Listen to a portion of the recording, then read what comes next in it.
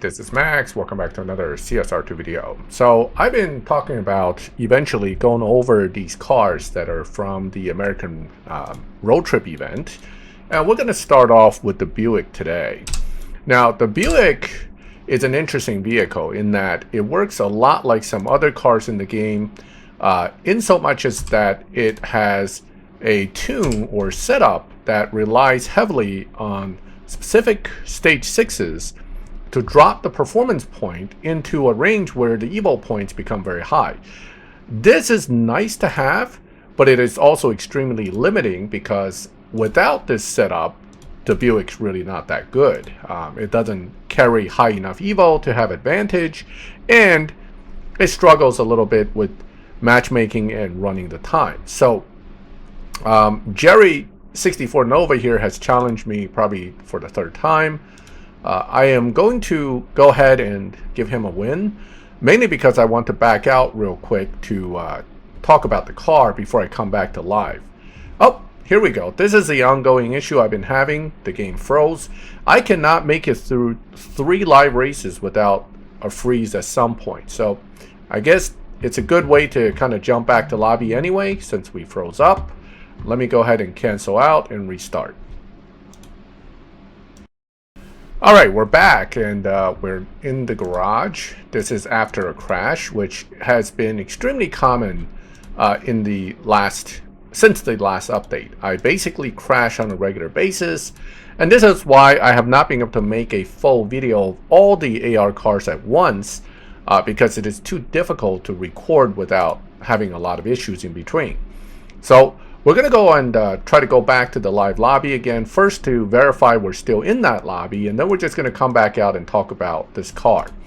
From a live racing standpoint, with this particular setup, once you have carefully set the car into a lobby, which it looks like I moved again, so let's go ahead and test to see where we are lobby-wise. Rob 409 here has a 3-star LC500. As good as this car is, without full elite levels, it will simply be a dyno beating car depending on the tune, but not really lobby extremely well. So he would be a pretty good test for where we are in the lobbies.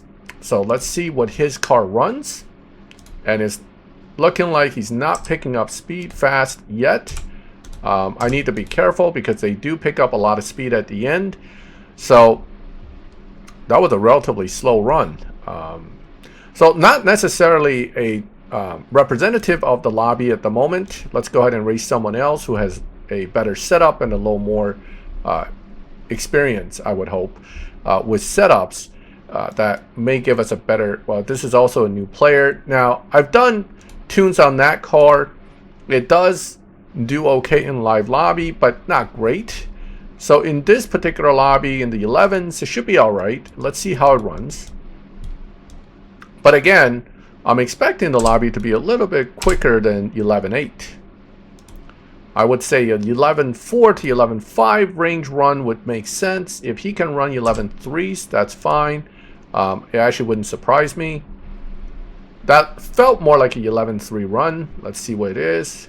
Yep, 11.295, 11.315 run. So I'm in the same lobby as I was earlier. Earlier, I was racing cars that did basically 11.3 to 11.5.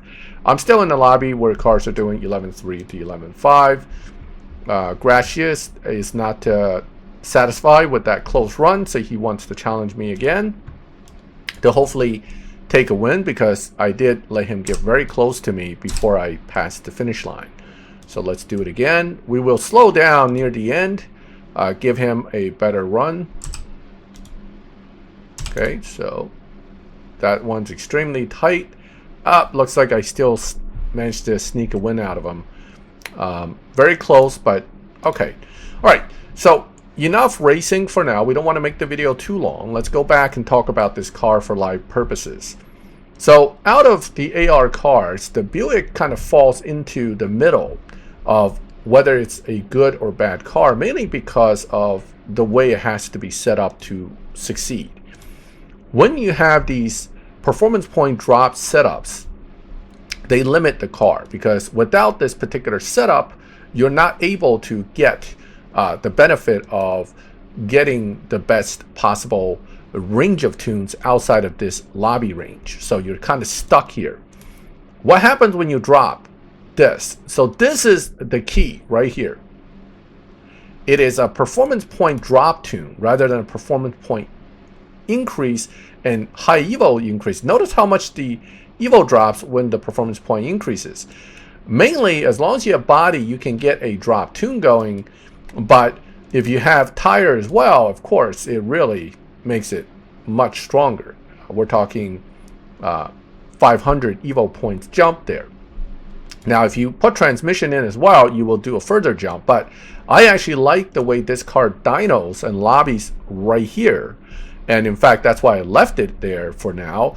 I may put the transmission in for other setups or when I want to race someone, but the reason I put it here is because with this particular setup, I dyno at 10.7.